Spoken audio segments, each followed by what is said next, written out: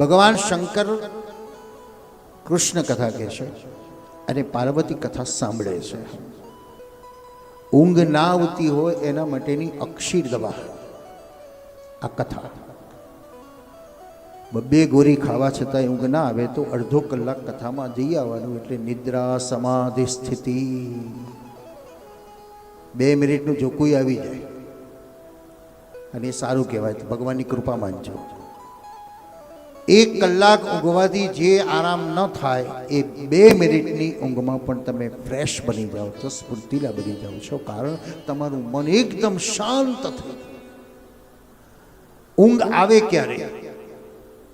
ડુલ્લફનું ગાડલું તો ઊંઘ આવે, એર કન્ડિશન ઊંઘ આવે, બધું જ છે તો ઊંઘ નથી આવતી. કારણ ટેન્શન છે, ભય છે, દુઃખ છે, મુસીબત છે, તકલીફો છે. તો કથામાં બધો જ ફાયદો થયો. કોઈ ટેન્શન નથી.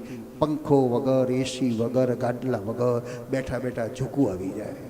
તો મનને શાંતિની અનુભૂતિ થઈ, માટે ઊંઘ આવી. તો પાર્વતી ઊંઘી ગયા. હવે પહેલાંના સમયની અંદર કથાઓ એવી હતી ને કે મહારાજ ગોર બાપા ગામના ચોતરી કથા કરતા હોય ને 2-4 જણા સાંભળ્યા એટલે હોંકારો આપી હરે હરે હરે હરે, એટલે બાપજીને લાગે કે લોકો કથા સાંભળે છે. એટલે શંકર આંખ બંધ કરીને કથા કહે. કારણ શ્રીમદ ભાગવત એ સમાધિ ભાષા બતાવી છે. પાર્વતી હોંકારો આપે છે એટલે શંકરને લાગે સાંભળે છે. અને પાર્વતીને આવી ગઈ ઊંઘ અને પોપટ કથા સાંભળે છે. એટલે પાર્વતીની અવેજીમાં પોપટે ઊંઘારો આપ્યો ને શંકરે જોયું કે આવાજ પાર્વતીનો નથી, આ કોણ છે? તો પોપટ. એટલે શંકરને ગુસ્સો આવી ગયો.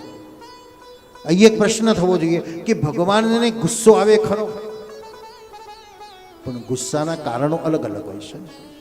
માં દીકરા પર ગુસ્સે થઈ માર્યો તમાચ, પણ કોને મારી? ગુસ્સો થઈ તો કોની ઉપર થઈ? નહીં કે દીકરા ઉપર, પણ એમાં આવેલા દોષ ઉપર ગુસ્સો કર્યો. માર્યો તો એ દોષને માર્યો, નહીં કે દીકરાને. જેમ કુંભાર માટલા ઘડતો હોય તો હાથમાં ટીપણું લીધું હોય, પણ અંદર હુંવાળો હાથ હોય છે, કારણ એને ઘડવું છે. એ માં બાળકને ઘડે છે. શંકરને ક્રોધ આવ્યો, પણ કોની ઉપર આવ્યો?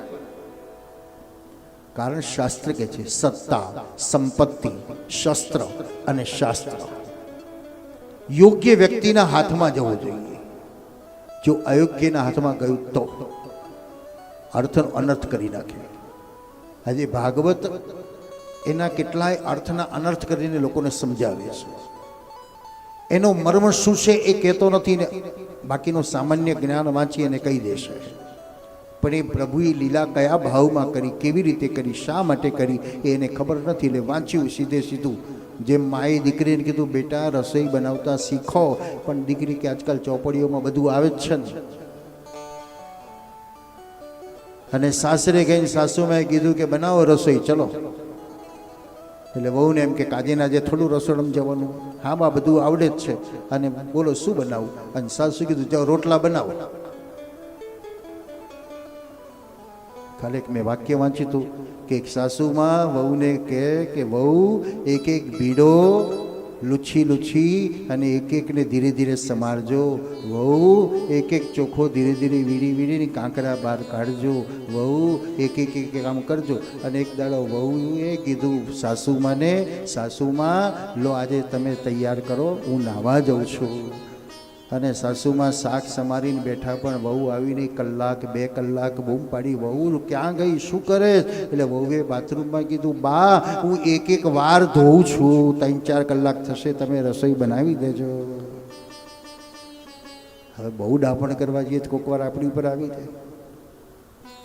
તો વ્યાસજી જે સુંદર કામ બતાવ્યું, સત્તા, શસ્ત્ર, શાસ્ત્ર અને સંપત્તિ યોગ્યના હાથમાં જવી જોઈએ. નહીં તો શાસ્ત્રનો અનર્થ કરી નાખે, અર્થનો અનર્થ કરી નાખે છે. તો ભગવાન શંકરને ગુસ્સો આવ્યો. તો પોપટના પ્રાણ વ્યાસપતિના ઉદરમાં ગયા. એનો બીજો અવતાર એટલે શુકદેવ. વ્યાસપતિ દ્વારા પુત્ર પ્રાપ્ત થયો. શાસ્ત્ર એમ કે છે 16 વર્ષનો દીકરો જન્મ્યો. સાચું મનાય? 16 વર્ષે દીકરો જન્મે ખરો? આજે એક દીકરાએ પોતાના પપ્પાની બર્થડેમાં 1 લાખ રૂપિયાનો મોબાઈલ ગિફ્ટ આપ્યો અને દીકરો જોતો લો પપ્પા મોબાઈલ છે તમે વાપરજો. હે પપ્પાએ પહેલી વાર આવો લાખ રૂપિયાનો સ્માર્ટનેસ મોબાઈલ જોયો એટલે આગો ઊંધું છતું કરે, આંગળીઓ ફેરો ફેરો કરે પણ કશું આવે નહીં, કશું દેખાય નહીં. અને 10 વર્ષનો છોકરો આવ્યો ઘરમાં, શું દાદા શું છે આ તમારી? જો બેટા તારા પપ્પાએ મોબાઈલ આપ્યો છે ને શું કરવાનું ને કેવી રીતે ચાલુ કરવાનું? અને દીકરાએ ટપાટપ ચાલુ કરીને ફેસબુક ને વોટ્સઅપ ને મેસેજ ને આમ તેમ બધું. તો આ બંનેમાં મોટું કોણ કહેવાય? ભલે 70 વર્ષનો દાદો છે એ ઉંમરમાં મોટા છે અને જ્ઞાનમાં 10 વર્ષનો છોકરો મોટો કહેવાય.